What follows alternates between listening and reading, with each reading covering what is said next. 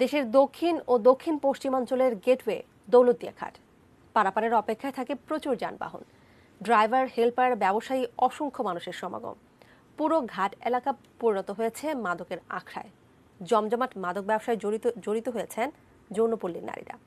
রাজবাড়ী প্রতিনিধি লিটন চক্রবর্তীর তথ্য ছবিতে ডেস্ক রিপোর্ট দেখুন।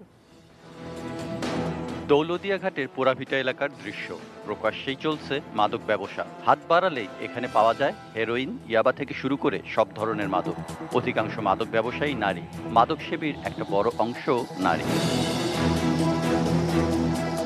নারী মাদক ব্যবসায়ীদের অধিকাংশই যৌনপল্লী থেকে আসা। বয়স্করা বেছে নিয়েছে মাদক ব্যবসা।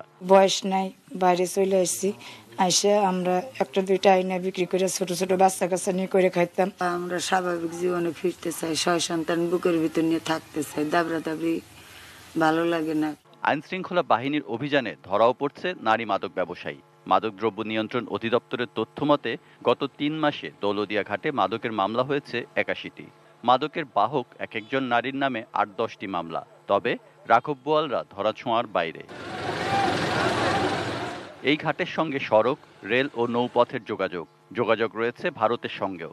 এর সঙ্গে যৌনপল্লীর অবস্থান যোগ হওয়ায় দৌলতদিয়া রীতিমতো মাদকের আখড়া। উত্তরণের একমাত্র উপায় হলো ধরেন যে সামাজিক সচেতনতা বৃদ্ধি, রাজনৈতিক মহলের সর্বোচ্চ সহযোগিতা এবং সচেতনতা বৃদ্ধি, তাদের ক্যাম্পেইন এবং প্রশাসনের জিরো টলারেন্স।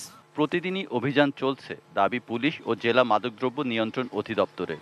এরই মধ্যে 6 নারী মাদক ব্যবসায়ী আত্মসমর্পণ করে স্বাভাবিক জীবনে ফিরতে চেয়েছেন। বিভিন্ন সময়ে আমরা সামাজিকভাবে এখানে প্রোগ্রাম করি এবং তাদের লোকজন, স্থানীয় লোকজন, নেতৃবৃন্দ লোকজনকে নিয়ে করি।